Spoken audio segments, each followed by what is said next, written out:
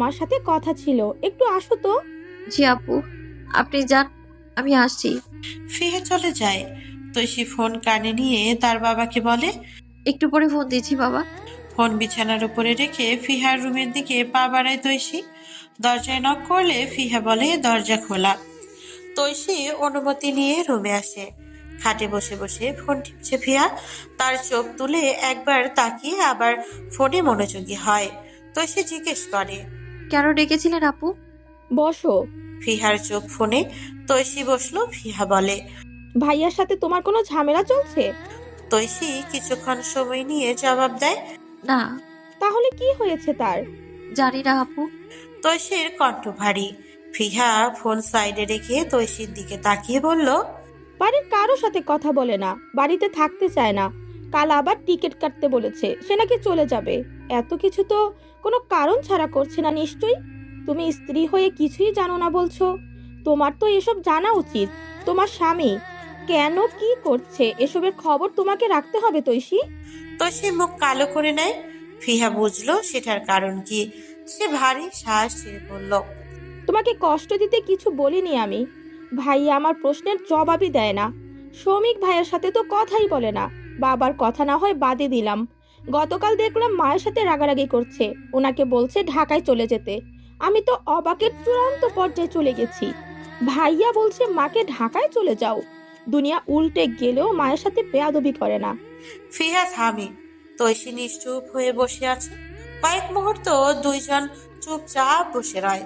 বেশ কিছুক্ষণ পরে নীরবতা ভেঙে তৈশি প্রশ্ন করে, মানুষের প্রতি মানুষের অনুভূতিগুলো কোথা থেকে জন্ম নেয় আপু? মন থেকে। একটা মানুষকে খুব করে যাওয়ার পর তার অবহেলিত যন্ত্রণার কোথা থেকে আসে? ফিহা সন্দিহান চোখে তাকায়। তারপর কিছু একটা ভেবে বলল, কোনো কিছু চাইলে তা অর্জন করেও নিতে হয় তৈশী।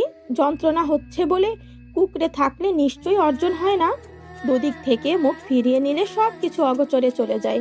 তাই যা তোমার তা তুমি জোর করে হলেও তোমার করে রেখো। বলে একটা দীর্ঘশ্বাস ছাড়ে ফিহা। তৈশি ম্লান হেসে বলল, কাউকে ভালোবাসেন আপনি? ফিহা কেন যেন স্তব্ধ হয়ে গেল। পরক্ষণে হালকা করে এদিক ওদিক মাথা নেড়ে না বোঝালো। তৈশি জানে ফিহা মিথ্যে বলছে। এতটুকু বয়সে এসে অন্তত সত্য মিথ্যা আজ করার মানুষ সামান্যটুকু ক্ষমতা তার আছে। সে জিজ্ঞেস করে, একতরফা ভালোবাসা? ফিহা জবাব না দিয়ে ম্লান হাসে। তারপর বলে, একতরফা ভালোবাসা নামক ছ্যাঁচড়ামির কথা বলছো? যে ভালোবাসার অনুভূতি, আবেগ, দুঃখ সব একা একা বহন করতে হয়, স্বপ্ন একা বুনতে হয়, একা একাই একটা কল্পনার শহর সাজাতে হয়। তোমার মনে হয় এরকম ছ্যাঁচড়ামো ভালোবাসা আমি বাসবো? চিত্তচেরা একটা নিঃশ্বাস ছেড়ে ফিহা আবার বলে, বাড়ি যাও, ঘুরে এসো, মন ভালো হয়ে যাবে। জরুরি একটা কাজ অন্য জায়গায় চলে যাওয়ায় ইমরুল হক আসতে পারেননি আজ। আগামীকাল আসবেন বলে জানিয়েছেন। সন্ধ্যায় বাড়ি ফিরেছে ঋত্বিক। তৈশিকে খাটে বসা দেখে 2-1 সেকেন্ডের জন্য থমকে যায়। তারপর কিছু না বলে ওয়াশরুমে চলে যায়। সে রাতের খাওয়া শেষ হলে ঋত্বিক খালেদাকে নিয়ে বাড়ির সবাইকে ড্রয়িং রুমে ডাকলো।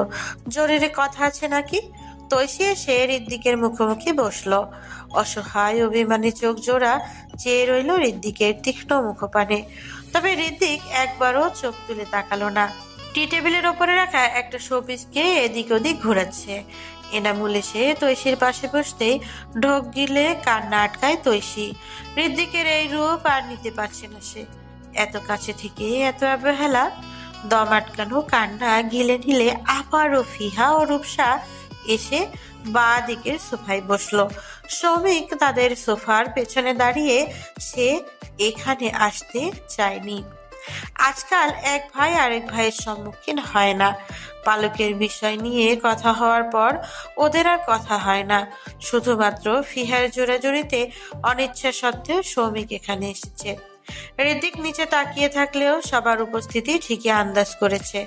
তার মা ছাড়া সবাই এসেছে। মায়ের অপেক্ষা করলো না আর, ভারী গলায় সবার উদ্দেশ্যে বলল, বাবা, আমি ঠিক করেছি 1 সপ্তাহের মধ্যে ফিহার বিয়ে দিয়ে দেবো। এর ঊর্ধ্বে একদিনও যেতে দিতে চাই না। যা হবে এই সপ্তাহের ভেতর হবে। পাত্র আমি দেখে নিয়েছি, তোমরা বিয়ের আয়োজন করো। ঋত্বিকের কথায় কয়েক মুহূর্ত যেন পরিবেশ থমথমে হয়ে যায়। সৌমিক হাত ছেড়ে ভাঁজ করে দাঁড়িয়েছিল। ভাইয়ের কথা শুনে বিস্মিত চাহনির সাথে হাতের ভাঁজ খুলে যায়।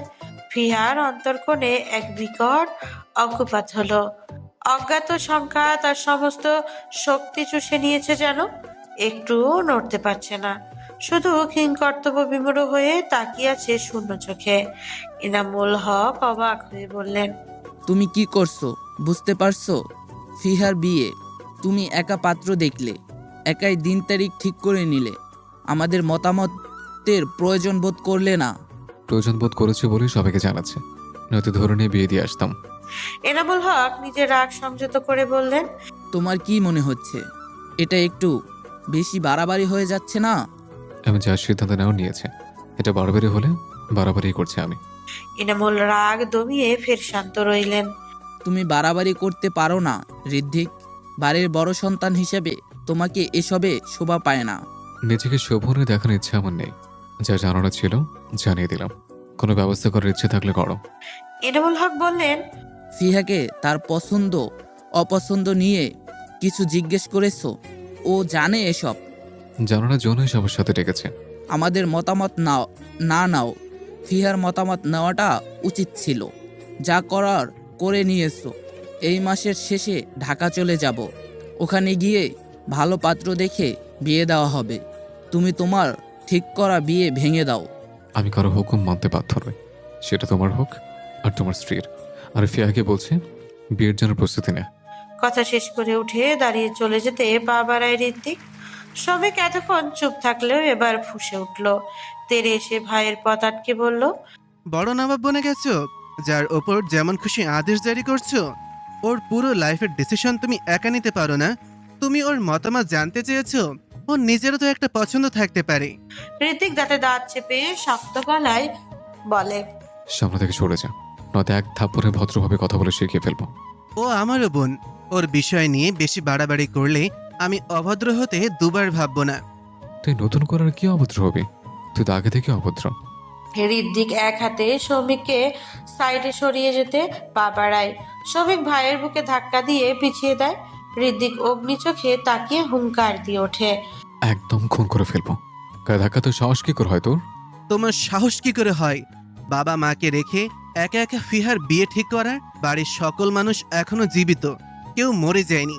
ফিহার মতামত তো জানতে পারতে তুমি। পথ ছাড়। বলে সৌমিককে সরিয়ে আবারও চলে যেতে চাইলে এবার ধাক্কা দেয় সৌমিক। ঋত্বিকের সহ্য শক্তি কষে পড়ে। ঠাসিয়ে সৌমিকের গালে পরপর দুইটা থাপ্পড় বসিয়ে গর্জন দিয়ে ওঠে, আমি কি করবো না করবো তোকে জিজ্ঞেস করে করবো? সারাদিন আটটার শুয়ে শুয়ে খাওয়া ছাড়া কি করিস তুই? যেদিন সবকিছু দায়িত্ব ঘাড়ে নিতে পারবি সেদিন এসে এত তেজ দেখাবে। সৌমিক জল শক্ত করে বিষ তীক্ষ্ণ চোখে তাকায়। ভাইয়ের কথায় অভ্যন্তরের হৃৎপিণ্ডটা ছিন্ন ভিন্ন হলেও জেগে ওঠা সিংহ ক্রোধ দমাতে পারল না। পায়ের পাশে থাকা প্রাণহীন টি টেবিলের ওপরে প্রচন্ড জোরে লাথি মারে। একটু দূরে গিয়ে উল্টে পড়লো টি টেবিল। ঝনঝন শব্দে কাঁচ ভেঙে গুড়িয়ে গেল অনেকটা। উপস্থিত সবাই হতবাক হয়ে আছে। ঋত্বিক সৌমিকের কলার চেপে ধরে কিরমির করে বলে, লাথিটা আমাকে দিয়েছিস নাকি টি টেবিলের ওপর? খুব পাখা গুছিয়েছে না? সৌমিক আবারও দুই হাত দিয়ে ঋত্বিকের বুকে প্রচন্ড ধাক্কা দেয়। এবার কয়েক পা পিছিয়ে যায় ঋত্বিক। এনামুল হুঙ্কার দিয়ে উচ্চারণ করেন। সৌমিক, ঋত্বিক ক্রোধে ফেটে উঠল। প্রচন্ড রাগে তেড়ে যায় সৌমিকের দিকে। এনামুল তৎক্ষণাৎ আটকান ছেলেকে। তৈশীও দৌড়ে এসে ঋত্বিককে ধরে। ঋত্বিক তবুও থামতে চাইছে না। দুজন মানুষের বাঁধন ছিঁড়ে হিংস্র প্রাণীর মতো তেড়ে যেতে চাচ্ছে ভাইয়ের দিকে। ফিয়া সৌমিককে এখান থেকে সরিয়ে দিতে চাইলে সৌমিক ঝাড়ি দিয়ে বোনকে সরিয়ে বলে, ছাড় আমায়। সম্মান দিয়ে গায়ে হাত তুলে না বলে আমাকে পঙ্গু মনে করে? আমি এইখানেই থাকবো, কি করে দেখবো আজ। আগুনে ঘি ঢালার মতো যেন ঋত্বিকের গায়ে কথাটা লাগলো। সে বাবার হাত ছাড়ানোর চেষ্টা করে বলল, এতটা বিগড়েছিস তুই, কি করে তুই দেখবি? তৈশী ঋত্বিকের সামনে দাঁড়িয়ে আটকানোর চেষ্টা করে বলে, দয়া করে থামুন, শুধু শুধু কেন ঝামেলা করছেন? ঋত্বিক নিজের জেদে অটল রইল। তার বাবাও তৈশীকে ছাড়িয়ে গিয়ে সৌমিকের গালে ঘুষি মারে। আবারও ঘুষি মারলে সৌমিকের নাক বরাবর পড়ে। ব্যথায় একটু কুকড়ে উঠল না সৌমিক। পাল্টা আঘাত করলো না ভাইয়ের ওপর, শুধু চোখ গরম করে তাকিয়ে ঠায় দাঁড়িয়ে রইল। নাকের ছিদ্র দিয়ে বেরিয়ে আসলো টকটকে লাল রক্ত। এনামুল হক কিছুতেই হৃদিককে দমাতে পারছেন না। চিল্লাচিল্লি শুনে সিঁড়ির কাছে এসে উকি দিচ্ছেন শেফালি। দুই ছেলের মারামারি দেখে তরতর করে সিঁড়ি ভেঙে নিচে আসেন। হৃতিক আবারও সৌমিককে আঘাত করতেই ভেতরে ছিঁড়ে চিৎকার দিয়ে ওঠেন শেফালি। দৌড়ে এসে সৌমিককে দুই হাতে চাপটে ধরে বলেন, খবরদার, আমার ছেলেকে আর আঘাত করবি না তুই। সৌমিককে ধরা গলায় বলে, মারতে দাও মা, ও বড় না, মারাটা ওর হক। কিসের হক? ওর গুন্ডামি করতে হয় রাস্তায় গিয়ে করুক, আমার বাড়িতে না। ঋতিক রক্তিম চোখে মায়ের দিকে তাকিয়ে ফের সৌমিকের দিকে তাকায়। সিক্ত চোখে তাকিয়ে আছে সৌমিক, তার চোখে স্পষ্ট রাগ, নাক দিয়ে ঝরছে রক্ত। কান্নার ফ্যাসফেসে শব্দ। পাশ ফিরে তাকায় ঋতিক। ফিয়া সোফায় বসে মুখ চেপে কান্না করছে। তাকে ধরে তার পাশে বসে জল ভরা চোখে ঋদ্দিকের মুখের দিকে তাকিয়ে আছে তৈশী। ঋদ্দিক চোখ খিচে চোয়াল শক্ত করে উপরে চলে যায়। শেফালি সৌমিকের নাক মুছতে ব্যস্ত হয়ে পড়ে। স্তব্ধ নিবিড় হয়ে বসে থাকে সৌমিক, চোখের দৃষ্টি তার মতোই স্থির। এনামুল হক অসহায় হয়ে বসে আছেন। দুই ছেলের মধ্যে এমন বিবাদ আর কখনোই দেখেননি তিনি। এত বড় ঝড় আর কখনো বয়নি। ওনার বাড়িতে ফিহা কাঁদতে কাঁদতে দৌড়ে তার রুমে চলে যায়। তৈশা আর রূপসা দুজন ছুটে যায় ফিহার পিছু। ছুটে হেলান দিয়ে হাঁটুতে মুখ গুজে বসে কাঁদছে ফিহা। কান্নার গতিতে বারবার শরীর ঝাঁকি দিয়ে উঠছে। তৈশীর কেন জানি খুব কষ্ট হলো। এত শক্ত একটা মেয়ে এইভাবে কান্না করছে। ভেঙে কতটা ঘুরিয়ে যাওয়ার পর মানুষ নিজেকে আর বেঁধে রাখতে পারে না। তৈশী ফিহার মাথায় হাত রেখে বলল, আপু এভাবে কাঁদবেন না প্লিজ। ফিহা মুখ তুলে চট করে জড়িয়ে ধরে তৈশীকে। অবুঝ শিশুর মতো হো হো করে কেঁদে উঠে বলে, এত এলোমেলো, এত অগোছালো সবকিছু কবে থেকে হলো তৈশী? এত অশান্তি, ঝগড়া, বিবাদ আর নিতে পারছি না আমি। সবকিছু কেন এমন হলো আল্লাহ? গভীর রাত। নির্ঘুম চোখ মেলে শুয়ে আছে তৈশী। তার বুকের ভিতর যন্ত্রণার পোকাগুলো কিরমির করছে। ফিয়ার কাছ থেকে এসেছে ঘন্টা খানেক হবে। মেয়েটা হয়তো এখনো কাঁদছে। ফিয়াকে সান্ত্বনা দেওয়ার ভাষা নেই তৈশীর। তার শুধু নিজেকে অপরাধী মনে হচ্ছে। সে এই ঘরে আসার পর থেকেই তো সবকিছু এলোমেলো হয়ে যাচ্ছে। গেছেও। শেফালি চিল্লাচিল্লি বন্ধ হয়েছে কিছুক্ষণ হবে। উনি যা মন চায় তাই বকে যাচ্ছেন ঋদ্দিককে। এনামুলকে সাফ সাফ জানিয়ে দিয়েছেন পিহার বিয়ের কথা যেন আর একবারও না তুলে ঋদ্দিক। এনামুলও আজ ঋদ্দিকের উপরে ক্রুদ্ধ। সৌমিক সেই যে রুমে ঢুকেছিল আর বের হয়নি। ঋদ্দিক ছাদে বসে আছে। তৈশী আজ ইচ্ছে করে ঋদ্দিককে ডাকতে গেল না। সে আর বুঝে উঠতে পারে না কি এমন হয়েছে ঋদ্দিকের, কেন এত পরিবর্তন। ভাবতে ভাবতে ঘুমিয়ে যায় সে। ঋদ্দিক ছাদ থেকে নেমে আসে রাত 3টে বাজার পর। এসে শ্রমিকের দরজার সামনে দাঁড়ালো। দরজার সামান্য ফাঁক করে ভেতরে উকি দিল। শ্রমিক উপর হয়ে ঘুমিয়ে আছে। আস্তে করে রুমে ঢুকে সামনে আগায় ঋদ্দিক। শ্রমিকের ঠোঁটের কোণে জখম হয়ে আছে, নাক লাল হয়ে কিঞ্চিত ফোলা। ঋদ্দিকের বুকটা ছ্যাদ করে উঠল। রাগের মাথায় ভাইকে আঘাত করলেও এখন কষ্টে বুকটা ফেটে যাচ্ছে। এত আদরের ভাই বোন তার পাষাণের মতো মারলো। এত মার খেয়েও একবারের জন্যও ভাইয়ের উপরে হাত তোলেনি। এরকম একটা ভাই কই পাবে ঋদ্দিক? পায়ের কাছের চাদরটা টেনে সৌমিকের উপরে রাখলো। সৌমিকের মাথায় হাত রাখতে গিয়েও রাখলো না। যদি ঘুম ভেঙে যায়। ভাইয়ের মুখের দিকে তাকিয়ে থাকে কিছুক্ষণ। চোখ দুটো জ্বলছে। না জানি কতটা ব্যথা পেয়েছে সৌমিক। লাইট অফ করে দিয়ে আস্তে করে দরজা বন্ধ করে চলে আসলো। আফসোস, সৌমিকের যদি একবার বলতে পারতো কেন বিয়ে ঠিক করেছে সে, তাহলে সৌমিক বুঝতো তার ভাই যা করেছে ভুল করছে না। সৌমিককে দেখে ফের ছাদে চলে আসলো ঋদ্দিক। ছাদে এসে একটা সিগারেট জ্বালিয়ে ধোঁয়া ছাড়লো। দলবদ্ধ ধোঁয়া ছড়িয়ে ছিটিয়ে গিয়ে বিলীন হয়ে গেল। ধোঁয়ার মতো সেও যদি বিলীন হতে পারত, তাহলে হয়তো কিছুটা হলেও নিজেকে আড়াল করতে পারত। বিষিয়ে যাওয়া এমন সম্পর্ক থেকে সেই দিন ওসির বাসায় গিয়ে ঋদ্দিক ওসিকে বারবার প্রশ্ন করেছিল, আপনি আমাকে সত্যিটা বলুন, কেন আপনি কোনো তদন্ত চালাননি? কি আপনাকে টাকা দিত? কি আপনাকে টাকা দিত তদন্ত না করার জন্য? কেন আপনি দৈশীদের বাড়িতে মিথ্যে মিথ্যে ঘুরে এসে জানাতেন কোনো তথ্য পাননি? আমি কথা দিচ্ছি আপনার উপর একটা দোষ দেব না। দয়া করে সত্যি বলুন। ওসি চায় চুমুক দিয়ে হেসে বলল, দেখো, একই প্রশ্ন তুমি আমাকে বারবার করে যাচ্ছ। আমি তো তোমাকে বলতেছি এসব ঘুষ খাওয়া আমার কাজ ছিল না। আর মীমাংসা হয়ে যাওয়ার বিষয় নিয়ে তুমি ঘাটাঘাটি করতে এসেছো। সত্যিই অদ্ভুত। অদ্ভুত না আপনাকেও লাগছে আমার কাছে? টাকার কাছে নিজেকে বিক্রি করে এসছেন, বলছেন আপনি ঘুষ খাননি? ওসি রেগে গেলেন। হাতের কাপটা টি টেবিলের ওপরে রেখে গম্ভীর গলায় বললেন, দেখো ঋদ্বিক, এতদিন ধরে তোমার বাবাকে চিনি। উনি অনেক ভালো একজন মানুষ। ওনার খাতিরেই তোমাকে কিছু বলতে পারছি না। না হলে এরকম কথাবার্তার জন্য তোমাকে আমি শাস্তি দিতাম। মানলাম আপনারা টাকার কাছে বিক্রি হননি। আপনারা তো তদন্ত করার জন্য বাড়িতে যেতেন, শুধু চা নাস্তা করার প্রতিবার ফিরে আসতেন কেন তাহলে? ঋতিকের সাথে ওসির অনেক কথা কাটাকাটি হয়।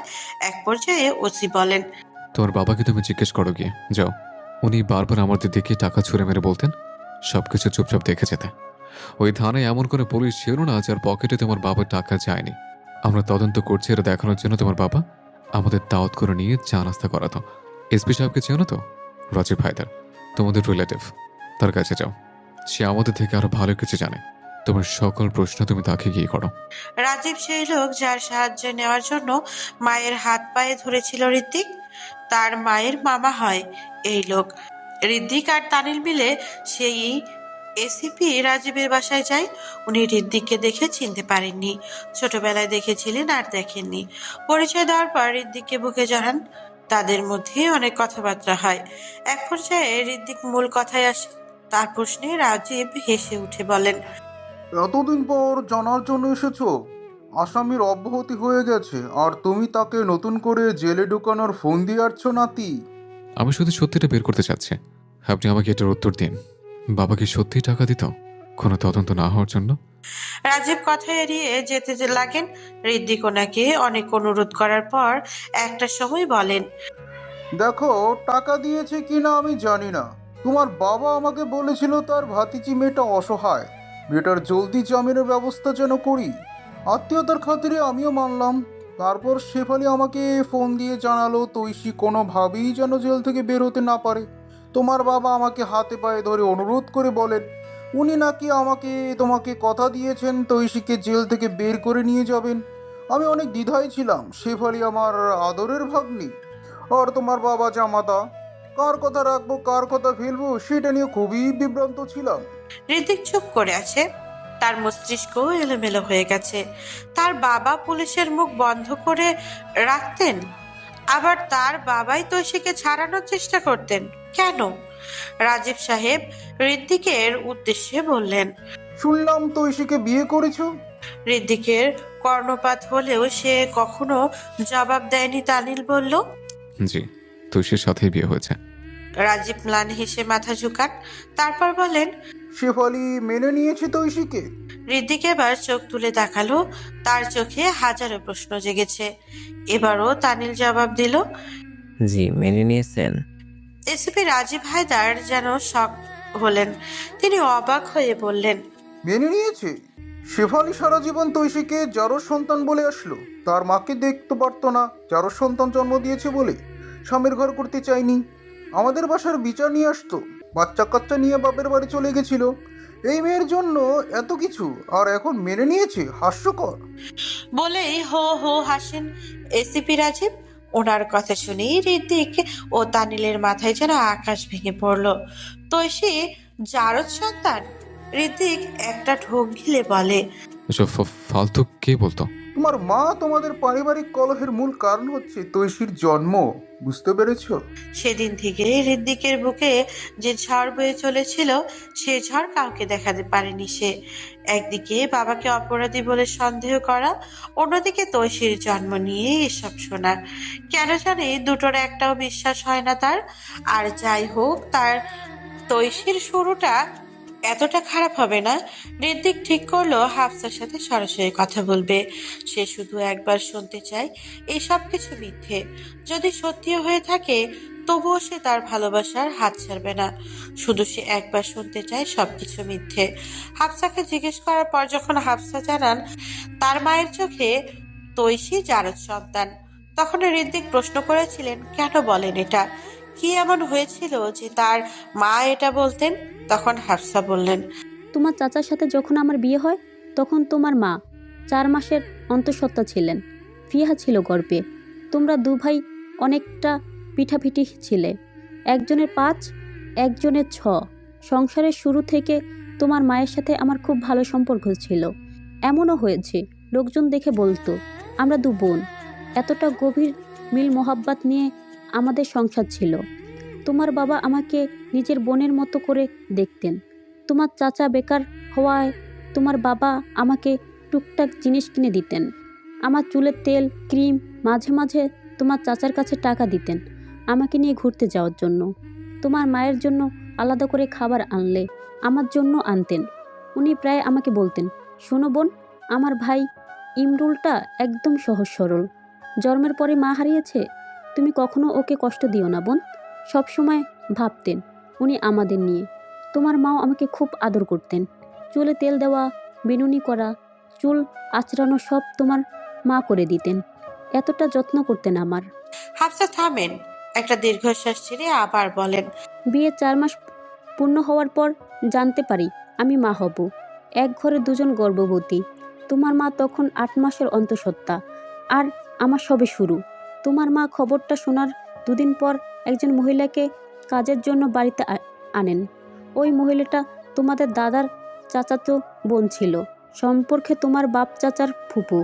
তারপর শুনলাম ওই প্রথম ঘরে কাজের লোক রাখা হয়েছে, তাও আমার কথা চিন্তা করে। হাফসা আবার কিছুক্ষণ থেমে বলেন, তোমার মা কিছুতেই মেনে নিতে পারছিল না যে ওনার এতদিনের সংসারে উনি খেটেখুটে চলছেন। তখন তোমার বাবা একজন কাজের লোকের কথা ভাবেননি, আর এখন আমি আসতেই কাজের লোক বাড়িতে। এটা সত্যি অন্যায় ছিল তোমার মায়ের সাথে। গর্ভাবস্থায় 2টা সন্তান লালন করা, সংসার চালানো, দেবরের বিয়ের ঝামেলা সামলানো, সব করেছেন এক হাতে। তখন তোমার বাবা একটা কাজের লোকের কথা ভাবেনি।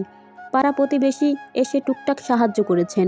আর এখন আমি আসতেই বিষয়টা নিয়ে আমি লজ্জিত ছিলাম, নিজেকে অপরাধী লাগতো। তবে তোমার মা আমাকে এসবের জন্য দোষী বলেননি। উনি আমাকে আগের মতোই আদর করতেন। হাফসা আবার থামেন। হৃদিকের শূন্য চোখে বিষাদের ছোঁয়া নেমে আসে। কেন যে তার মায়ের ওই সময়ের অবস্থাটা কল্পনা করতেই বুকটা ভারী হয়ে এলো। হাফসা আবার বলতে শুরু করেন, ওই কাজের মহিলাটা 1 মাস কাজ করে অসুস্থ হয়ে যান। উনি ছুটি নিয়ে চলে যান, তবে গিয়ে পাঠিয়ে দেন তাদের মেয়েকে, যে তোমাদের রক্সনা খালা ছিল। ওই মহিলার মেয়ে রোকসানা খালা? হুম। তারপর আরও 2 মাস যায়। ওই 2 মাসে তোমার মা অনেকটা বদলে যান, আমাকে হিংসা করা শুরু করেন। রোকসানা ছিল চতুর মহিলা। সে তোমার মায়ের কথায় আমার কোনো কাজে সাহায্য করতো না। তোমার বাবা চাকরির সুবাদে ঢাকা থাকতেন। ওরা 2 জন মিলে আমাকে দিয়েই বাড়ির সব কাজ করাতো। আমি কিছু বলতে পারতাম না। তোমার চাচা সব কিছু দেখো চুপ থাকতো। তারপর তোমার বোনের জন্ম হলো। তোমার বাবা আসলেন 10 দিন পর। কিসে যেন কাজে আটকে গিয়েছিল। তার জন্মের পর থেকে তোমার বাবা ঘন ঘন বাড়িতে আসতেন। তোমার মা তখন স্পষ্ট দাবি করতে লাগলেন তোমার বাবা আমার জন্য বাড়িতে আসেন। আমি সংসারে আসার পর থেকে নাকি সব কিছু এলোমেলো হয়ে গেছে। আমি শুনেও চুপ থাকতাম। চেষ্টা করতাম ভাইজানের থেকে দূরে দূরে থাকতে, কিন্তু ভাইজানের জন্য তা পারতাম না। বাজার সদাই করে আসলে আমার হাতে এনে ব্যাগ তুলে দিতেন। বাড়িতে কোনো কাজ করতে চাইলে সবার শেষে আমার মতামত চাইতেন। হাফসা আবারও থেমে বলেন, তৈশির যেদিন রাতে জন্ম হয় তার পরের দিন ভোর হতেই বাড়িতে ভাইজানের আগমন ঘটে। উনি কোনো একটা কাজের জন্য এসেছিলেন। জানতেই না তৈশির জন্ম হয়েছে। এসে খবরটা শুনে চমকে উঠেছিলেন, বেশ খুশি হয়েছিলেন। কিন্তু তোমার মা তা মানতে পারেননি। ফিহার জন্মের 10 দিন পর আসে। এখন তৈশির বেলার জন্মের দিনই চলে এসেছেন। এটা সবার চোখে অন্যরকম লেগেছিল। সেদিন ওই বিষয়টা নিয়ে তোমার বাবা মায়ের মধ্যে অনেক ঝামেলা হয়। তোমার মা বলল আমার নাকি ভাইজানের সাথে সম্পর্ক আছে। আর হাফসা থামেন, কাটা কাটা গলায় বললেন, আর তৈশির জন্মদাতা উনি। কান্না গলায় আটকে আসে হাফসার। চোখের পানি মুছে উনি আবারও বলেন, এত বড় অপবাদ শুনে আমার মরে যেতে ইচ্ছে করেছিল। সব থেকে বেশি কষ্ট হয়েছিল তোমার চাচা। কোনো প্রতিবাদ করেননি দেখে উল্টো আমাকে বলেছিল, বলুক তুমি এসবে কান দিও না। তার একটুও কি খারাপ লাগেনি? ভাইজান সেদিন রাগে তোমার মাকে অনেক মেরেছিল। তোমার মা তবু দমন নেই। ব্যাগপত্র নিয়ে তোমার মায়ের নানু বাড়ি চলে গিয়েছিল সে। তার মামা পুলিশ, সে মামলা করবে, আমাদের জেলে ঢুকাবে। লজ্জা, ঘৃণা, অপমানে সেদিন আমি আমার মায়ের সাথে চলে গিয়েছিলাম মাত্র কয়েকদিনের মেয়েটাকে নিয়ে। তোমাদের দিকে তাকিয়ে ভাইজান তোমার মাকে আনতে যায়। তোমার মায়ের একটাই কথা ছিল, আমি যে সংসারে থাকবো সে সংসারে উনি থাকবেন না। রাগে ভাইজান আর তোমার মাকে বলেনি যে আমিও সেই সংসারে আর নেই, উনি চলে আসছেন। তারপর তোমার চাচা কোনো প্রতিবাদ করেনি, তা ঠিক, কিন্তু যখন আমি বাড়ি ছেড়ে বেরিয়ে এসেছিলাম তখন সেও আমার সাথে বেরিয়ে এসেছিল। তোমার মা 3 মাস তোমার মামাদের বাড়ি ছিল। সেই 3 মাসে ভাইজান একবারও তাকে আনতে যায়নি। মাঝে মাঝে এসে আমাদের দেখে যেত। তোমার মা হয়ে আমাদের কাছে ক্ষমা চাইতো। ওই যে তৈশীকে এসে দেখে যেত। কিভাবে যেন ওই খবরটা তোমার মায়ের কাছে যেত। তোমার নানুর বাড়ি সবাই রেগে গিয়েছিল, তাদের মেয়েকে আর দিবে না। তারা তোমার ফুপিকে বলতো তৈশী তার সন্তান না হলেও ফিহাকে না দেখে তৈশীকে দেখতে যায় কেন? তোমার বাবা, তোমার ফুপিরা অনেক প্রতিবাদ করছে, অনেক ঝগড়ার কথা কাটাকাটি করেছে তৈশীর পক্ষ নিয়ে। হাফসা থেমে দীর্ঘশ্বাস ছেড়ে বলেন, তারপর একদিন খবর পায় ফিহার মামনি অনেক অসুস্থ, তার ইউনিয়ার হয়েছে। এটা শুনে তোমার বাবা পাগলের মতো ছুটে যায় তোমার নানু বাড়ি। এক প্রকার জোর করেই তোমাদের 3 ভাই বোনকে নিয়ে আসেন। তোমাদের ফুপুর কাছে 2 ভাইকে দেখার দায়িত্ব দিয়ে ফিহাকে নিয়ে হসপিটালে ভর্তি হয়। তোমাদের টানে তোমার মা ওই দিন চলে আসেন। ফিহার অবস্থা গুরুতর ছিল, ডক্টর কোনো আশা দিতে পারছিল না। এমন অবস্থায় তোমার নানার পরিবার, তোমার বাবা, ফুপু রাগজেদ সাইডে রেখে এক হয়ে দৌড়াদৌড়ি করেছে। তারপর ফিহা মামনি সুস্থ হলো, সবাই একসাথে বসে সব মিটমাট করে দেয়। 2-1 বছর পর তোমার ফুপুরা মিলে আমাকে গিয়ে আবার আনে। সবাই তোমার মা হয়ে ক্ষমা চেয়েছিল। আমার মা অসহায় মানুষ, লোকের বাড়ি কাজ করতেন, থাকার শুধু একটাই ঘর ছিল। এক প্রকার নিরুপায় হয়েই চলে আসলাম। আসার পর আলাদা থাকতাম। 6 মাস ছিল তোমাদের বাড়িতে। এই 6 মাসে 1000 বার তোমার মা আমাকে অপবাদ দিয়েছেন। তোমার বাবা রাতে ঘর ছেড়ে কোথায় যান সেটাও জবাব চাইতেন, আসতেন আমার কাছে। তারপর কার কি করার, তোমার চাচার নামে যতটুক জমি ছিল তারা সব কিছু বিক্রি করে এখানে ঘর করা হয়। এই বাড়িতে আসার পর থেকে আর কখনো তোমার মায়ের সম্মুখীন হইনি। কেন জানি আমার খুব ঘৃণা হয় ওনাকে। ঋতিক শূন্য চোখে তাকিয়ে আছে। সন্দেহে তার মা এতটা নিচে নেমে গিয়েছিল। এত বছর ধরে উনি নিজের সন্দেহে অটুট রয়েছেন। লজ্জায় গলা দিয়ে আর কোনো কথা আসছে না তার। কিছুক্ষণ পরে ঋতিক হাফসাকে বলে, আপনি আর মা বাড়ি ছেড়ে যাওয়ার পরে কি রোকসানা খালা ছিলেন? শুনেছে ছিলেন না। আমাকে নিয়ে আসার পর তোমার চাচা তাকে গিয়ে এনেছিল। পলক তখন আমার গর্ভে। ঋতিক হিসেব মিলায়। তার বাবা তদন্ত না হওয়ার জন্য টাকা দিতেন। তার মায়ের সন্দেহ ছিল তার বাবা কারোর সাথে পরকীয়ায় জড়িয়েছেন। হাফসার বিয়ের পর থেকে রোকসানাও তাদের বাড়িতে এসেছিলেন। ঋতিকের মা গলায় দড়ি দেওয়া তার মাকে নিয়ে হসপিটালে গিয়েছিল ঋতিক। ওই দিন তার বাবাও বাড়িতে ছিলেন। ওনাকে বলা হয়েছিল তার নানা বাড়ি আছে। ঋতিক আর তার মা বাড়িতে এসেছিল তৈশী জেলে যাবার পর, মানে খুনের দিন তার বাবাও বাড়িতে ছিলেন। এবং রোকসানার ওই গোসল। ঋতিক হিম কণ্ঠে বলে, বাবু রোকসানা খালাকে কেমন চোখে দেখতো? উনি যেভাবে আমার খেয়াল রাখতেন, যেভাবে রোকসানারও খেয়াল রাখতেন, তাকেও বোনের মতো আদর করতেন। ঋতিক একদম স্তব্ধ হয়ে বসে রয়। বোনের মতো আদর করতেন না চাচিমা, যা বোঝার আমি বুঝে গেছি। আমার বাবা, ছি, পাপ তো করেছি, তার উপর খুনও। বুকে যেন ফেটে যাচ্ছে ঋতিকের। এত যন্ত্রণা হচ্ছে বুকের ভেতর। তার বাবা মা দুজনেই এত নিচে নেমে গেছেন ওনাদের সন্তান চেয়ে। ঋতিক সিদ্ধান্ত নিল আগে ফিহাকে বিয়ে দিবে। নতুন করে যখন মামলা শুরু করেছে তাহলে সত্য আজ নয় কাল প্রকাশ হবেই। নয়তো তার বাবার কুকীর্তি যখন ফাঁস হবে তখন তার বোনের জীবনটাও নষ্ট হয়ে যাবে। কে নিবে একজন চরিত্রহীন বাবার মেয়েকে? যত তাড়াতাড়ি সম্ভব ফিহাকে বিয়ে দেওয়া উচিত। মারুফ একজন যোগ্য পাত্র। দেশে কোনো লেনদেন নেই। আত্মীয় বলতে তানিল রায়। যদিও কখনো সত্য প্রকাশ পায় তাদের কানে পৌঁছাবে না এত সহজে। ঋতিকের হাতে সময় মাত্র 1 মাস। এখনো তৈশির পাসপোর্ট করা বাকি। যাওয়ার সময় তৈশিকে সাথে করে নিয়ে যাবে। তার মায়ের ছোঁয়া যেন তৈশির উপরে না পড়ে সেই ব্যবস্থা করবে। এই বাড়িতে তার ভালোবাসাকে রাখতে চায় না সে। এই বাড়িটি তার ভালোবাসার যোগ্য না। এটা একটা কবরস্থান। এখানে শুধু হৃদয়ের দাফন হয়। গেট খোলার শব্দে ভাবোচ্ছেদ হলো ঋদ্দিকের। রেলিং এর উপরে মাথা নিচু করে বসেছিল, দুই হাতে ভর করে রেখেছে রেলিংয়ে। ঋদ্দিক ঘাড় ঘুরিয়ে গেটের দিকে তাকায়।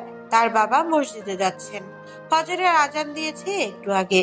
ঋদ্দিকের ঠোঁটের কোণে তাচ্ছিল্যের হাসি, তলে তলে শয়তানি, আর উপরে উপরে হাজী সাহেব। মুখ ফিরিয়ে নেয় ঋদ্দিক। তার বাবার দিকে তাকাতে মন চায় না। আজকাল একা একা ফজর পড়তে গেলেন এনামুল। দুই ছেলের সাথে গল্প করতে করতে মসজিদে যাওয়া আর আসায় অভ্যস্ত হয়ে গেছেন তিনি। ঋদ্দিককে তো সবসময় সাথে পান না, কিন্তু সৌমিক কখনোই বাবার সাথে যাওয়া মিস করেনি। আজ দুজনের থেকে একজনও বাবার সাথে নেই। এই কষ্টে থেকে ভারী কষ্ট অনুভব করছেন রাতের বিষয়টা নিয়ে। রাতের ঘটনাটা কিছুতেই স্বাভাবিকভাবে নিতে পারছেন না এনামুল হক। চোখের সামনে বেড়ে ওঠা সন্তানগুলো মুহূর্তেই এত বদলে গেল। ভাইয়ে ভাইয়ে মারামারি করার শিক্ষা তো তিনি দেননি। সব থেকে বড় হতাশা হচ্ছে এইটা ভেবে যে একমাত্র মেয়ের বিয়ে ঠিক হয়ে গেল, অথচ উনি জানেনই না। ঋদ্দিকের ওপর রাগ আর ক্ষোভ ঢাকায় চলে যাওয়ার সিদ্ধান্ত নিলেন তিনি। ঋদ্দিকও তৈশী বাদে সবাই ঢাকা যাবে। বাসায় এসে শেফালিকে নিজেদের সিদ্ধান্তের কথা জানিয়ে দিলেন।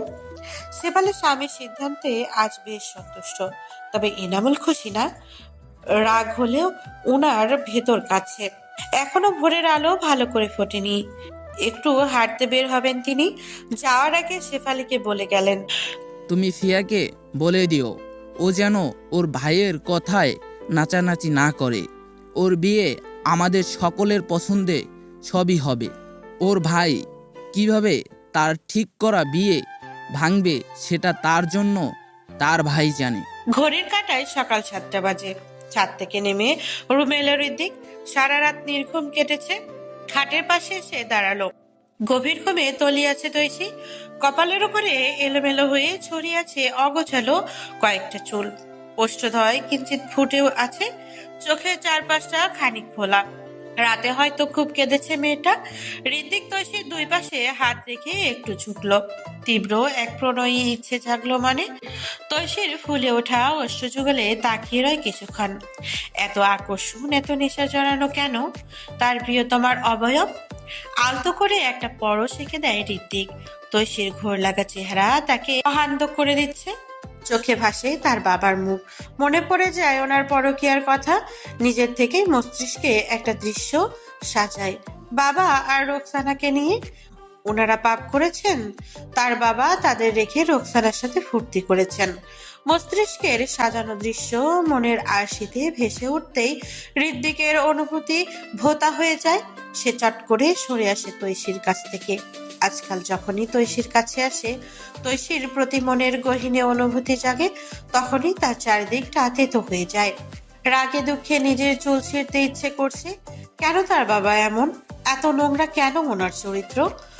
লোকজন যদি এইসব জানতে পারে, তখন ওরা 3 ভাই বোন সমাজে মুখ দেখাবে কি করে? ওদের সন্তানদেরও তো লোক আঙ্গুল তুলে বলবে তোদের দাদা খারাপ ছিল। ঋদ্দিক 2 হাতে মাথা চেপে বসে রইল। পুরো দুনিয়া এখন তার কাছে অসহ্য লাগছে। এই কদিন তার অনুভূতির সব পানসে হয়ে গেছে। আছে শুধু এই একটা সত্যর কাছে। তৈশীকে বলতে পারছে না কথাগুলো। কিভাবে বলবে? আর কি বা বলবে? তৈশীর জন্ম নিয়ে তার মা এত বড় অপবাদ দিয়েছেন। তার বাবা খুনি, পাপী, এসব কিভাবে বলবে? ঋদ্দিক বারান্দায় গিয়ে ইমরুলকে ফোন দিল। আজ এসে তৈশীকে যেন নিয়ে যান। মায়ের দেওয়া অপবাদের কথা জানার পর থেকে তৈশীকে এখানে রাখার ইচ্ছে নেই। তাছাড়া এই বাড়িতে থাকলে সে কখনোই তৈশীর সাথে স্বাভাবিক হতে পারবে না। এই বাড়ির প্রতিটি দেওয়াল ঋদ্দিকের জন্য অভিশপ্ত হয়ে গেছে। হাঁটু ভাঁজ করে রুমের ফ্লোরে বসেছিল ফিহা। সৌমিক একটা প্লেটে ভাত নিয়ে এসে বোনের সামনে বসে। ফিহা একবার ভাইয়ের দিকে তাকায়, ঠোঁট ঠোঁটের কোণে নাকের ডগায় এখনো জখম হয়ে আছে। বুকটা ছ্যাদ করে উঠল। তার চোখ ঝাপসা হয়ে আসতেই আবার চোখে ফেরায় বারান্দার দিকে। শ্রমিক ফিহার মুখের সামনে ভাত তুলে বলে, হা কর। খাবো না আমি। ফিহার কণ্ঠ কাঁপছে। শ্রমিক বলে, রিজিকের ওপর কিসের রাগ? নে খা। রাগ নাই, খিদে নেই এখন। তোর খিদে নাই, কিন্তু আমার তো খিদে আছে। সকাল থেকে এই দুপুর পর্যন্ত তোর অপেক্ষায় বসে আছি। ডাকতে ডাকতে তো দরজায় খুলে দিসনি। তোর অপেক্ষায় আমার খাওয়াও হয়নি। ফিহা ঝরঝর করে চোখের পানি ফেলে বলল, কেন শুধু শুধু কথা বাড়িয়ে রাতে এত মার খেতে হলো? জানা নেই, চেনা নেই, এমন একজন মানুষের সঙ্গে তোকে বিয়ে দিতে দেব? তুই কি বোঝা হয়ে গেছিস? তোর মতামতটা জানতে পারতো না? ফিয়ার প্রযুক্তি নেই। সে শুধু হাতের উল্টো পিঠে চোখ মুছে নিল চুপচাপ। শ্রমিক বোনের সে চাপে রাখা যন্ত্রণাটা অনুভব করতে পারছে। বুক ছিঁড়ে আসা একটা দীর্ঘশ্বাস ছেড়ে বলে, তুই এভাবে ভেঙে পড়ছিস কেন? কিছুই তো হয়নি এখনো। মা, বাবা, আমি কেউই রাজি না। তৈশিও রাজি হবে না। দেখিস, এত আপত্তির মাঝে ওর একা সিদ্ধান্তে কিছুই হবে না। ফিহা কেঁপে ওঠা কণ্ঠে বলে, ভাইয়াকে আমি চিনি। সবাই মিলে যতই চেষ্টা করো, সে তার সিদ্ধান্ত কোনো দিনও বদলাবে না। শ্রমিক দৃঢ়ভাবে বলল, তো তোর তো আরেকটা ভাই আছে, তাই না? কথা দিচ্ছি এমন কিছুই হতে দেব না যা তোর ইচ্ছার বিরুদ্ধে যায়। ভাইকে রাজি করাতে যা যা করা দরকার আমি করব। তুই শুধু একটু শান্ত থাক, আমি আছি তো। ফিহা নিশ্চুপ কাঁদতে থাকে। গলার ভেতরে জমে থাকা হাজারটা কথাও যেন আটকে থাকে চুপচাপ। শ্রমিক প্লেট রেখে বোনের চোখ মুছে দিয়ে বলে, ফিহা, তোকেও তো লড়তে হবে। এত ভেঙে পড়লে নিজের জন্য লড়াই করবি কিভাবে? নে, হা কর। নিজের জন্য না খাস, আমার জন্য তো খা। ফিয়া মুখে ভাত তুলে নেয়। গিলতে কষ্ট হচ্ছে তার। পারিবারিক কলহের জন্য ভেঙে পড়েছে, নাকি নিজের সহসা ঠিক হওয়া বিয়ের জন্য, সেটা বুঝতে পারছে না। শ্রমিক ম্লান হেসে নিজের মুখে এক লোকমা নেয়। আস্তে আস্তে চিবিয়ে প্লেটের ভাত মাখাচ্ছে। গিলতে পারছে না। ভাত গিলা বুঝি এত কষ্টের, নাকি অন্যের কামাইয়ের ভাত গিলা কষ্টের? কাল রাতে ভাই তাকে বেকারত্বের খোঁটা দেওয়ার পর থেকে পানিও গলা দিয়ে নামতে চাইছে না। খাবার গলা দিয়ে নামবে না জানে, তবুও খেতে এসেছে। তাই বোন না খেয়ে আছে, সে খাওয়ার বাহানা না ধরলে মেয়েটাও উপোস থাকবে। আজকাল সংসারের টুকটাক কাজে হাত লাগাই তৈশী। প্রতিদিন রান্না বান্না, টেবিলে সবাইকে খাবার দেওয়া, এসব দেখে শেফালি সবসময় তার দিকে তীক্ষ্ণ চোখে তাকান। সে যে রান্নায় সাহায্য করে সেটা তিনি মুখে তুলেন না। এসব দেখেও না দেখার ভান করে তৈশী। এটা তার স্বামীর ঘর, সে কেন এতটা নুয়ে থাকবে? এই বাড়িতে তার স্বামীর জন্য রান্না হয় না, সে থাকতে এমনটা হবে? আসরের পরপরই রাতের রান্নার জন্য কুটাকাটি শুরু হয়ে যায়। তৈশী কিচেনে গেলে রাতে বাড়ির এত বড় একটা ঝামেলা হলো, তবুও চাচা আর শেফালিকে স্বাভাবিকই দেখাচ্ছে। ব্যাপারটা সন্দেহজনক। ওনারা মনে মনে কোনো পরিকল্পনা করেছেন কিনা তাও আন্দাজ করতে পারছেন না তৈশী। সে খালেদার সাথে সবজি কাটছে, তখন এনামুলের ডাক আসে। সবজি রেখে ড্রয়িং রুমে সোফায় এনামুলের সাথে তার বাবাও বসে আছেন। খুশি না হয়ে মুখ কালো করে নেয় তৈশী। নিশ্চয়ই তিনি তাকে নিতে এসেছেন। গতকাল রাতে বাড়িতে যা হয়েছে, তারপরে সে এভাবে চলে যাবে? নিজেকে যখন এই ঘরের অংশ ভাবছে, তাহলে বিপদের দিনে দূরে থাকবে কেন? তৈশী এসে বাবাকে ভালো মন্দ জিজ্ঞেস করে। ইমরুল বলেন, তুই এখনো তৈরি হসনি? রিদমিক আরো আমাকে ফোন দিয়ে তাড়া দিল, বলল তুই তৈরি হয়ে আমার অপেক্ষা করছিস। তৈশীর মেজাজ খারাপ হয়ে যায়। সারা রাত ছাদে কাটিয়েছে, সকালে ঘুম থেকে উঠে তৈশী একবারও তাকে দেখেনি। প্রতিদিনের মতো আজও বাড়ির বাইরে চলে গেছে। বাইরে থেকে তাকে বাড়ি থেকে বের করতে চাচ্ছে। তৈশী বলল, আমি কয়েকদিন পর যাব বাবা। এনামুল চট করে বলে উঠল, ইমরুল যখন চলে এসেছে, আজ চলে যাও। আগামীকাল আমি গিয়ে তোমাকে নিয়ে আসব। কিন্তু চাচা, ঘরের এই পরিস্থিতিতে কিছু হয়নি, সব ঠিক আছে। ইমরুল বললেন, চলে আয়। তুই না গেলে রিদমিক বলবে আমি হয়তো তোকে নিতে আসেনি। তৈশীর চল শক্ত হয়ে এলো। রাগে দুঃখে কোনো কথা না বলে ওপরে চলে যায় তৌশী। আলমারি থেকে বোরকাটা বের করে পরে নিয়ে পার্স নিয়ে রুম থেকে বের হলো। এখানে সব ড্রেস ঋদ্দিকের কিনে দেওয়া, মন চাচ্ছে না এখান থেকে একটা ড্রেসও নিতে, পারলে গায়েরটাও খুলে রেখেছে। তো ফিহার থেকে বিদায় নেওয়ার জন্য তার রুমে যায়। সৌমিক ও রূপসা ফিহার দুই পাশে বসেছিল। তৈশীকে দেখে রূপসা অবাক হয়ে বলে, ভাবি কোথায় যাচ্ছ? বাবা নিতে এসেছে। তৈশী অসহায় চোখে তাকালো ফিহার দিকে। ফিহা কি তাকে স্বার্থপর ভাবে?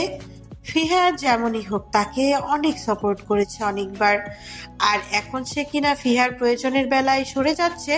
ফিহা তৈশীর অসহায় দৃষ্টি দেখে একটা দীর্ঘশ্বাস ছাড়ে, শান্ত ও গভীর গলায় বলল, যাও তৈশী, মন খারাপ করো না, সব ঠিক আছে, কষ্ট পেও না তুমি, 2 দিন পর চলে এসো। আপনার ভাই যাচ্ছে, আমি ওখানে যাই। তাহলে তো আরো ভালো, যাও।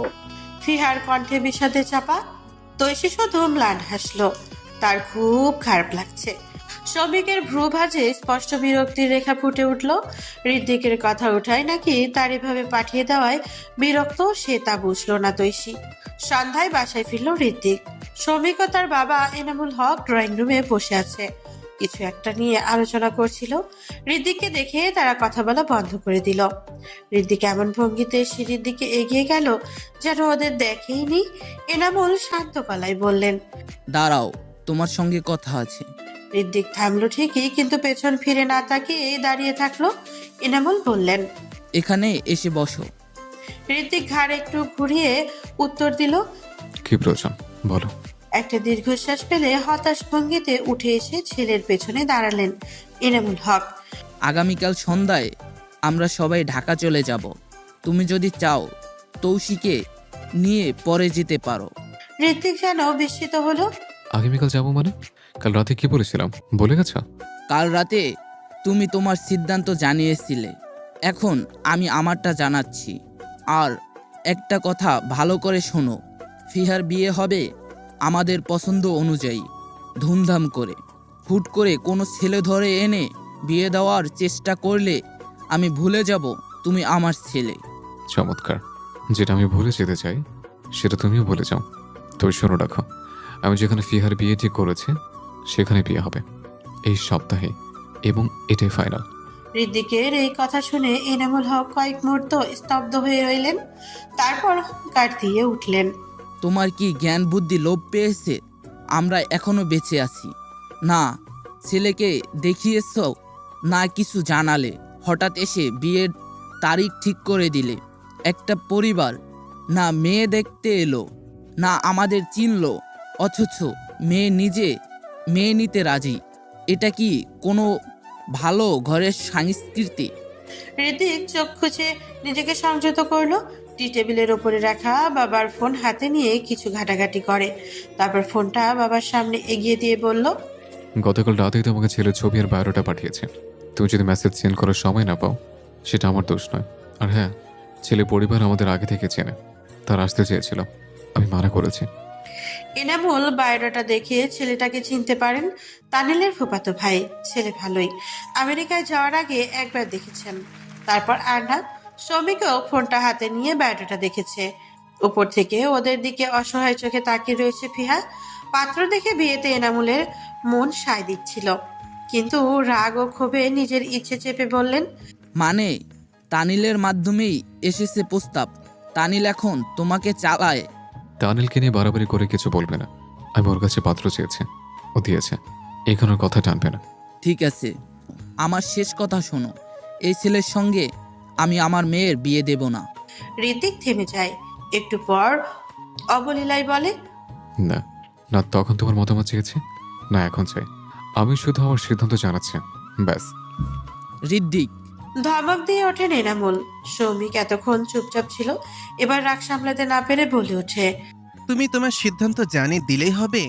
বাবাও তার সিদ্ধান্ত জানিয়ে দিয়েছেন, এই বিয়ে হবে না মানেই হবে না। ঋদ্দিক সৌমিকের মুখের সামনে আঙ্গুল তুলে বলে, তুই একটা কথা বলবি না, পারলে তোর বাবাকে বল, আমি যা বলে তাই হবে। আমি ওনার কথা শুনতে বাধ্য নই।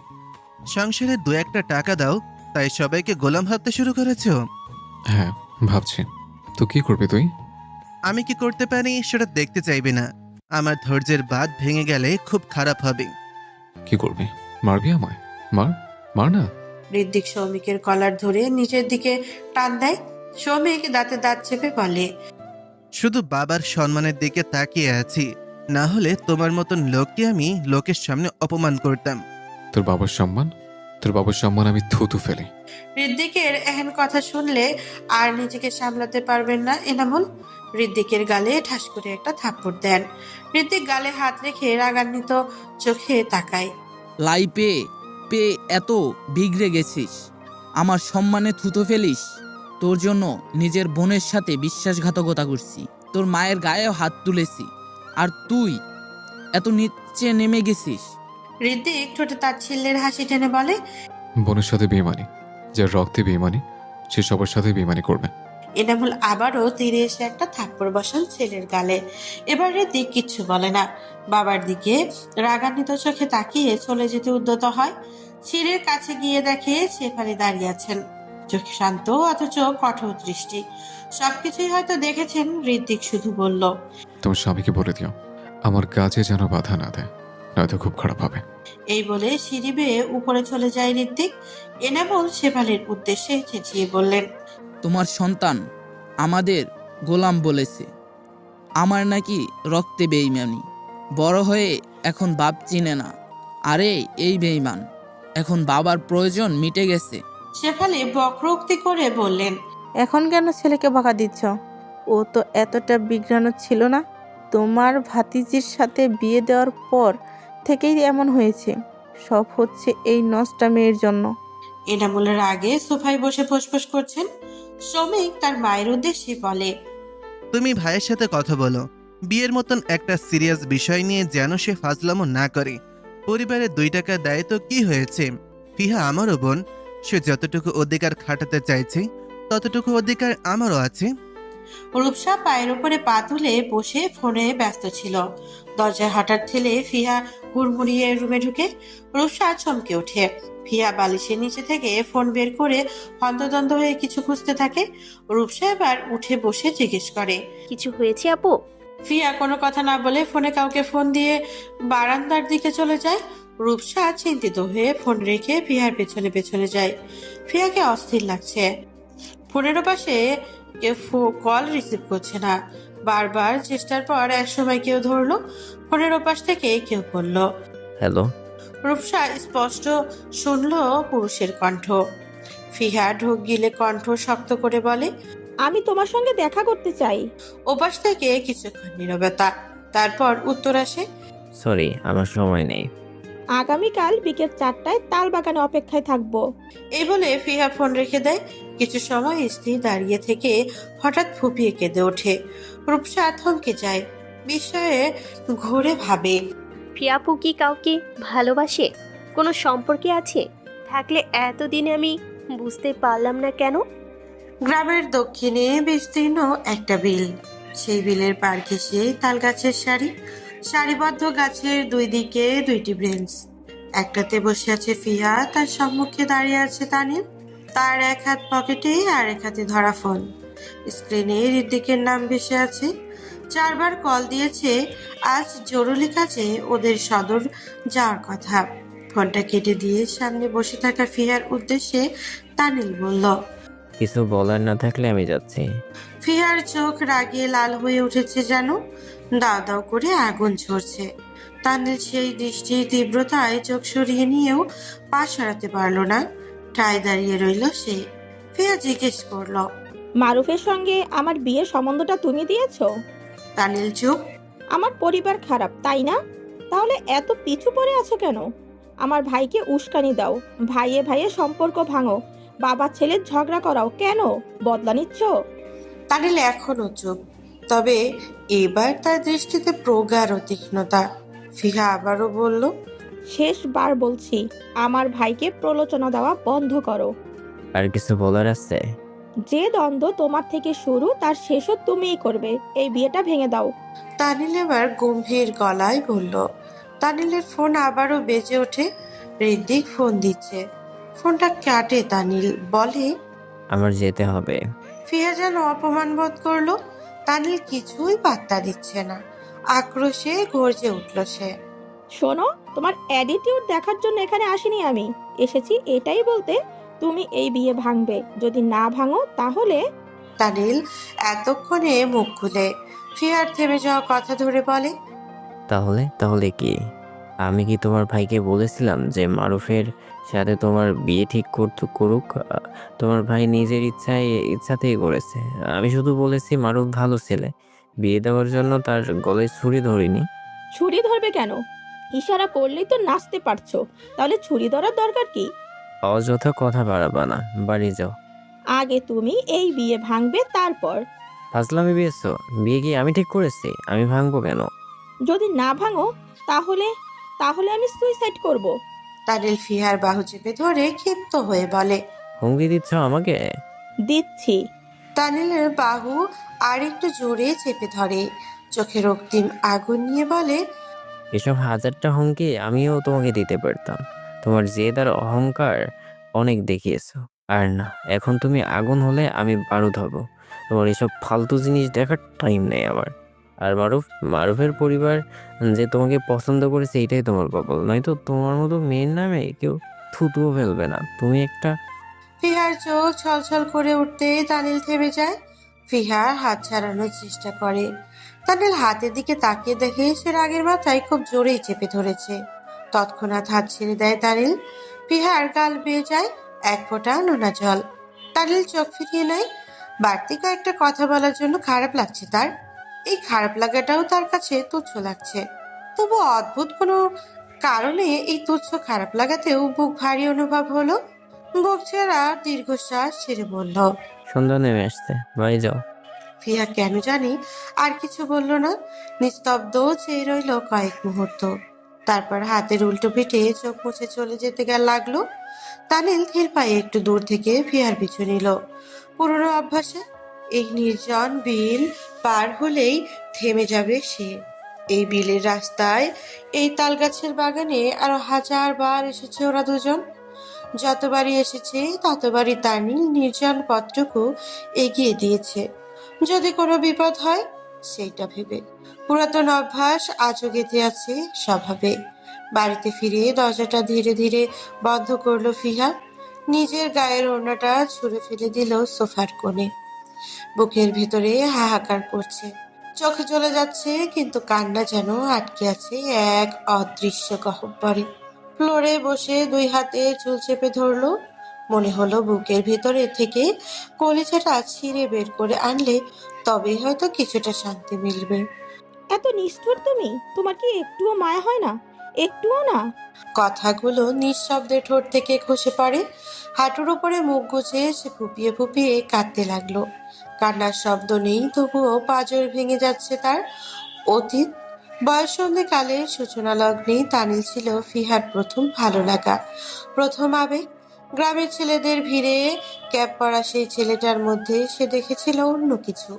ঋদ্দিকের বন্ধু বলেই প্রায় তাদের বাড়ি আসতো তানিল। কোনো একদিন না আসলে ফিহার দিনটাই যেন ফাঁকা ফাঁকা লাগতো। বন্ধুর বোনকে নিজের বোনের মতোই মনে করে তানিল।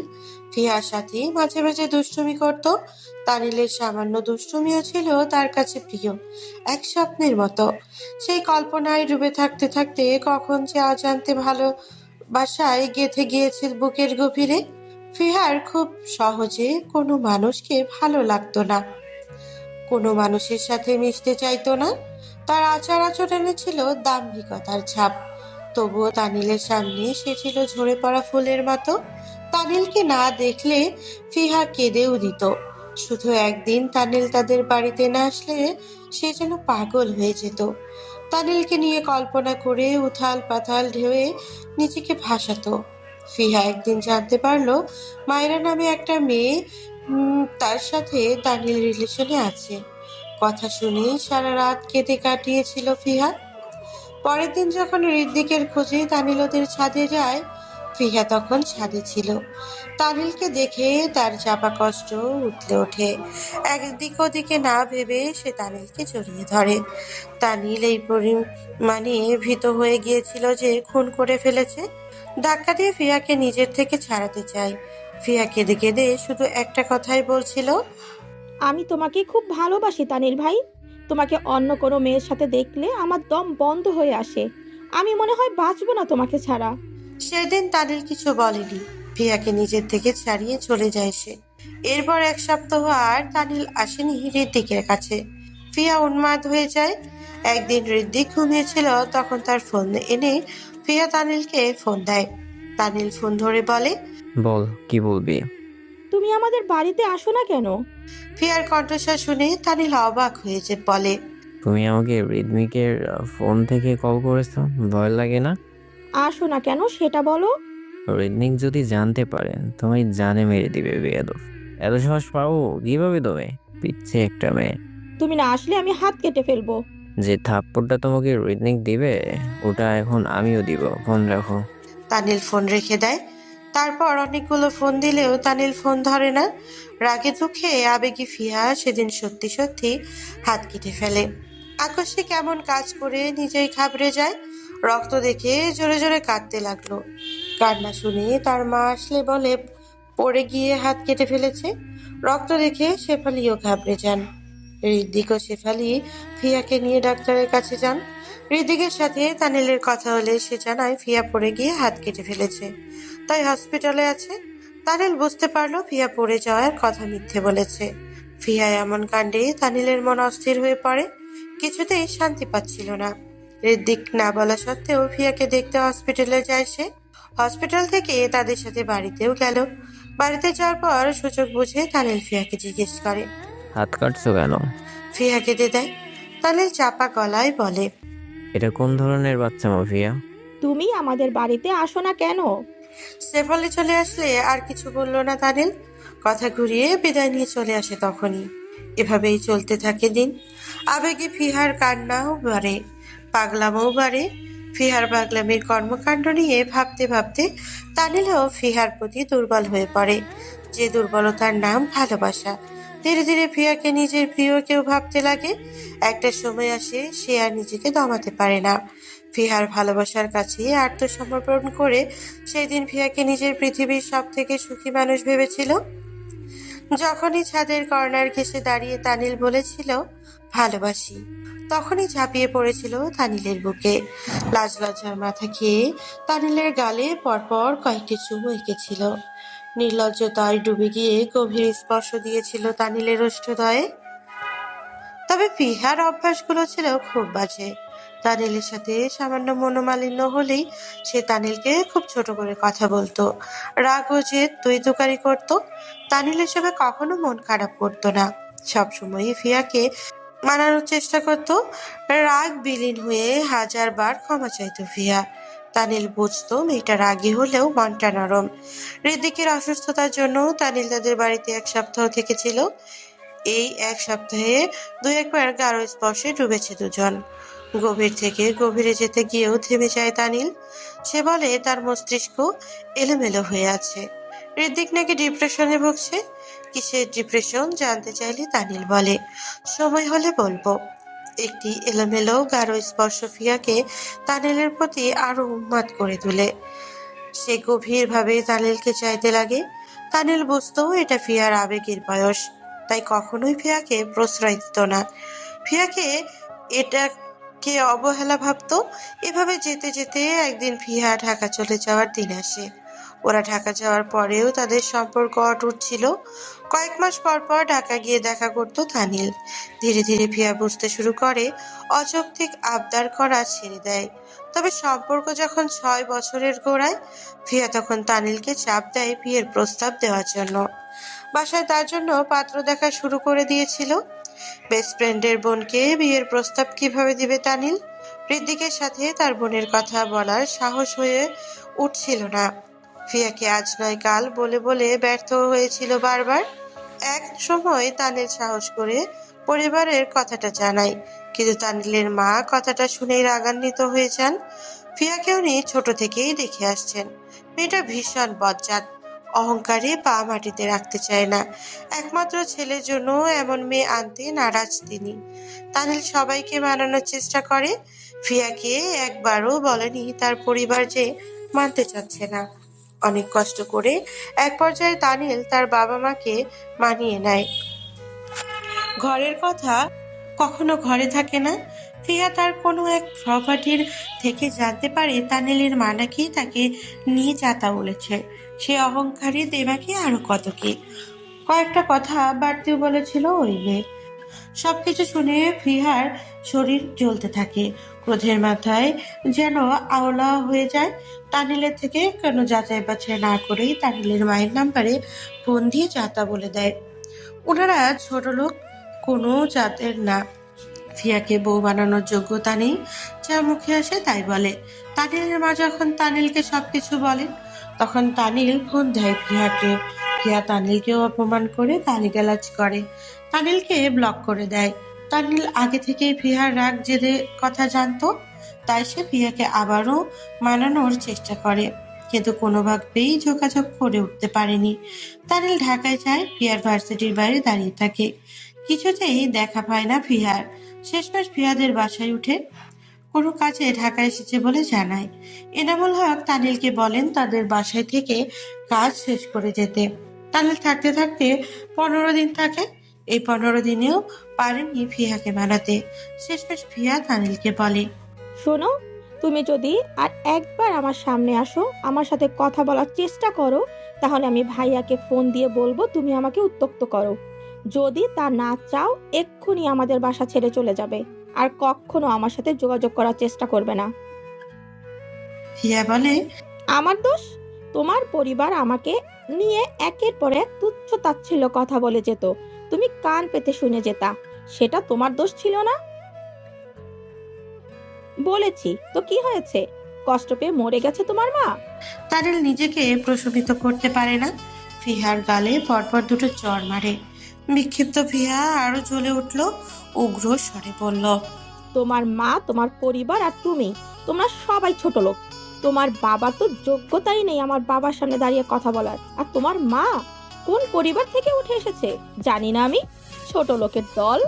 তানিল আর একটা থাপ্পড় দেয় ফিহাকে। এর আগে হাতের ফোন তানিলের নাক বরাবর ছুঁড়ে মারে ফিহা। নাক ফেটে রক্ত ঝরতে থাকে। ফিহার এসবে খেয়াল নেই, সে চেঁচিয়ে বলে ওঠে, অমানুষ!